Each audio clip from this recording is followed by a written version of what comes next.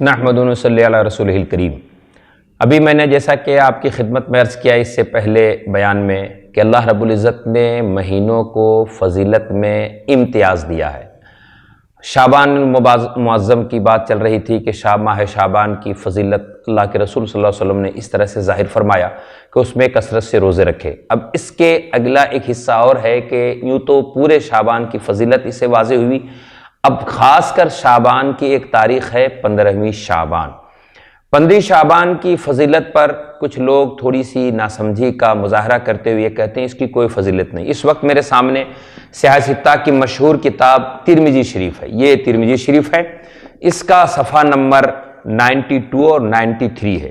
اما عائشہ صدیقہ رضی اللہ تعالیٰ عنہ راویہ ہیں، وہ فرماتی ہیں کہ رسول کریم صلی اللہ علیہ وسلم قالت فقدت رسول اللہ صلی اللہ علیہ وسلم لیلۃ فخرجت فاذا بالبقیع۔ رسول کریم صلی اللہ علیہ وسلم کو میں نے ایک رات غائب پایا تو میں تلاش میں نکلی تو دیکھا کہ آپ جنت البقیع میں ہیں۔ رسول کریم صلی اللہ علیہ وسلم نے جب اما عائشہ صدیقہ کو دیکھا جنت البقیع میں تو کہا آکنت تخافین ان یحیف اللہ علیک ورسولہ، کیا تم یہ سمجھتی ہو کہ اللہ اور اس کے رسول تیرے حق میں کمی کرے گا؟ آپ فرماتی ہیں میں نے کہا یا رسول اللہ میں نے یہ سمجھا کہ آپ کہیں اور کسی اپنے ازواج کے تشریف لے گئے۔ اب ذرا سنیں 15ویں شعبان کے خاص امام ترمذی نے جب اس حدیث کو نقل کیا ہے تو باب باندھا باب ما جاء فی لیلۃ النصف من شعبان۔ خاص اس لفظ پر غور کریں کہ اگر 15ویں شعبان کی کوئی فضیلت نہیں ہے محدثین کی نظر میں یا حدیث پاک میں، تو آج ہم حدیث کے زیادہ سمجھنے والے ہوئے یا جن کی محنتوں سے حدیث ہم تک محفوظ ہو کر ترمذی کی شکل میں، بخاری کی شکل میں، مسلم کی شکل میں پہنچی، جنہوں نے عرقریزیاں کی، وہ زیادہ حدیثوں کو سمجھتے تھے کہ کون حدیث کس معاملے میں سوٹیبل ہے۔ تو اب یہ باب ہی باندھ رہے ہیں، اور یہ باب امام ترمذی کا اپنا نہیں بلکہ یہ باب کے جو لفظ ہیں وہ حدیث پاک کے الفاظ ہیں اور وہ بھی رسول کریم کے ارشاد ہیں۔ سنیں باب کیا تھا؟ باب ما جاء فی لیلۃ النصف من شعبان۔ اب دیکھیں کہ یہی ایگزیکٹ لفظ حدیث کے کہ ہے کہ نہیں۔ تو اللہ کے رسول فرماتے ہیں قال ان اللہ تبارک و تعالی ینزل لیلۃ النصف من شعبان۔ اب یہ دیکھیے لیلۃ من نصف شعبان کے لفظ پر غور کریں۔ فرماتے ہیں رسول کریم کہ بے شک اللہ تعالی اپنی شان کے لائق جلوہ فرماتا ہے 15ویں شعبان کو الی سماء دنیا۔ دنیا کے معنی آتے ہیں قریب کے، یعنی ہم سے جو قریب آسمان ہے اس آسمان پر اللہ جلوہ فرماتا ہے۔ اچھا، رب قدیر خاص اس رات میں جلوہ فرماتا ہے اور نبی اس کو لوگوں کو بتا کیوں رہے ہیں؟ بتانے کا مقصد ہی یہی ہے کہ تاکہ لوگ اس رات کو غفلتوں میں نہ گزار دیں، بلکہ اس رات میں اس اترنے والی برکت سے اپنے دامن کو بھر لیں، اور ساتھ ساتھ اپنے دامن بھرنے کے ساتھ کمرے میں بند نہ رہیں بلکہ اس برکت کو قبرستان والوں تک پہنچائے، کیونکہ قبرستان والے تو وہ ہے جو عمل کر نہیں سکتے۔ اس لیے کہ نبی نے فرمایا اذا مات الانسان انقطع عمله، مسلم شریف کی حدیث کہ جب انسان انتقال کرتا اس کے عمل کے دروازے بند ہو گئے، تو اب قبرستان میں جو ان کے عمل کے دروازے بند ہو گئے تو نبی چاہتے تو اپنے حجرے میں رہ کر عبادت کر دے 15 شعبان کو، لیکن جنت البقیع میں جا کر اس لیے کر رہے ہیں تاکہ میرا بھی بھلا ہو اور جو قبرستان میں لیٹے ہیں ان سب کا بھی بھلا ہو۔ اس سے سمجھ میں آیا کہ 15ویں شعبان کو جہاں بندے خود تنہائی میں عبادت کریں وہیں قبرستان جا کر بھی خدا سے دعا کریں، ذکر و اذکار کریں تاکہ خدا کی رحمتیں ان پر بھی برسیں۔ دیکھیں خود نبی فرماتے ہیں واضح لفظ میں کہ آسمانی دنیا پر جب جلوہ فرماتا فَيَغْفِرُ لِأَكْثَرَ مِنْ عَدَدِ شَارِ غَنَمِ کلب۔ وہ نبی فرماتے ہیں کہ قبیلہ بنی قلب جو ایک قبیلہ تھا وہاں، وہ کثرت سے بکریاں رکھتے، ان کے بکریوں کے بال چھوٹے اور بڑے بھی ہوتے تھے، گھنے ہوتے تھے، اس لیے نبی جب کسی چیز کی کثرت کی مثال دیتے، زیادتی کی مثال دیتے تو قبیلہ بنی قلب کی بکریوں کے بال کی بات کرتے۔ تو کہتے ہیں آج کی رات اللہ اتنے زیادہ بندوں کو بخشتا ہے جتنے زیادہ بال قبیلہ بنی قلب کے بکریوں کے جسم پر ہوتا ہے اس سے بھی زائد، یعنی بے شمار تعداد ہیں تو اس شمار سے بھی زیادہ شمار میں اللہ اپنے بندوں کو بخشتا ہے۔ اب ذرا سوچیں کون مومن ہوگا جو بخشش نہ چاہے، اور کون ایمان والا ہوگا جو ایسی راتوں کو نہ ڈھونڈے جس میں اللہ کی بخشش اتر رہی ہو؟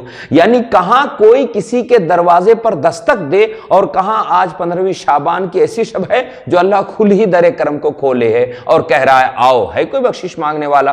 اب دیکھیں اسی حدیث کی وضاحت میں ایک اور سیاہ ستہ کی حدیث کی کتاب ہے، اچھا اگر اس ترمذی شریف کی حدیث کے حدیث نمبر آپ چاہیں تو اس کا حدیث نمبر ہے 739، انٹرنیشنل جو نمبرنگ کی گئی حدیث پاک کی، وہ ترمذی شریف کی یہ حدیث جو میں نے پیش کی، یہ حدیث نمبر ہے 739 739، اور صفحہ نمبر اگر اصل جو ترمذی شریف میرے سامنے اس کا صفحہ نمبر 92 اور 93 ہے، باب میں نے آپ کو بتا دیا۔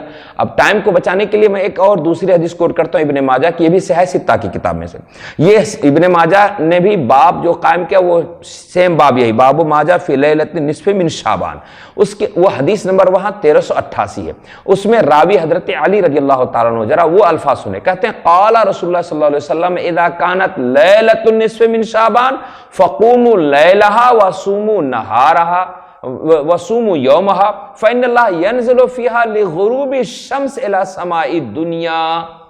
اب یہاں وقت بھی بتا دیا، کب تک؟ فرماتے ہیں حتی یطلع الفجر۔ اچھا حضرت علی رضی اللہ عنہ کیا فرماتے ہیں کہ 15ویں شعبان کو اللہ تعالیٰ رسول کریم نے فرمایا، وہ کیا کہہ رہے ہیں کہ رسول کریم نے فرمایا، کیا فرمایا رسول کریم نے؟ اذا کانت لیلۃ النصف من شعبان، جب شعبان کی 15ویں رات آتی ہے، فقوموا لیلہ، جب آ جائے تو اس کے رات کو قیام کرو یعنی عبادت کرو، وصوموا یومہا، اور اس کے دن کو روزے رکھو۔ تو رات میں 15ویں شعبان کے روز عبادت کرنا بھی حدیث سے ثابت نبی کے فرمان سے، اور 15ویں کے دن میں روزہ رکھنا بھی حدیث سے ثابت، یہ کسی امام کا، کسی محدث کا، کسی صحابی کا قول نہیں، رسول اللہ کا قول ہے۔ اچھا اب اسپیشلٹی کیا ہے، اس کی وجہ کیا ہے؟ فرماتے ان اللہ ینزل فیہا، اللہ تعالیٰ اپنی شان کے لائق جلوہ فرماتا ہے اس رات، کب اترتا ہے؟ لغروب الشمس، سورج ڈوبتے ہی، سبحان اللہ۔ کہاں جلوہ فرماتا ہے اپنی شان کے لائق؟ الی سماء الدنیا، سب سے قریب آسمان پر۔ اچھا اتر کے وہ کیا ارشاد فرماتا ہے کہ رب، رسول کہتے ہیں فیقول، رب کہتا الا من مستغفر لی، ہے کوئی مجھ سے اپنے گناہوں کی بخشش چاہنے والا؟ فاغفر لہ، کہ میں اسے بخش دوں۔ الا من مسترزق فارزقہ، ہے کوئی مجھ سے روزی مانگنے والا کہ میں روزی دے دوں؟ الا مبتلا فاعفیہ، کیا ہے کوئی مجھ سے معافی چاہنے والا کہ میں اسے معاف کر دوں؟ الا قضا الا قضا، یعنی اس طرح سے گویا کوئی بھی مصیبت پریشانی مبتلا ہو مجھ سے مانگے میں اس سے عطا کروں، کب تک؟ حتی یطلع الفجر، یہاں تک کہ طلوع فجر تک۔ اب ان دونوں حدیثوں سے یعنی ابن ماجہ یہ بھی صحیح ستہ کی حدیث نمبر 1388 اور ترمذی حدیث نمبر 739 دونوں ثابت ہے اسپیشل 15ویں شعبان کی رات میں عبادت کرنا اور دن میں روزے رکھنا، قبرستان جا کر مرحوم کے لیے بھی دعائے خیر کرنا۔ الحمدللہ یہی ایک زمانے سے پوری دنیا اہل سنت والجماعت کا معمول ہے جو حدیث پاک ثابت ہے۔ اللہ تعالی ہم سب کو توفیق دے کہ ہم اپنے لیے بھی اور اپنے مرحوم کے لیے بھی اس رات میں عبادت کریں تاکہ دونوں جہاں کی بھلائی ہمارے دامن میں آئے۔ اب اگلے اور اس کی تفصیل، اب چونکہ رمضان کا مہینہ ہے، ہم اگلے اس کے بعد والے پروگرام میں رمضان کے احترام اور رمضان کے استقبال کے تعلق سے کچھ آپ کی خدمت میں احادیث پیش کرتے ہیں۔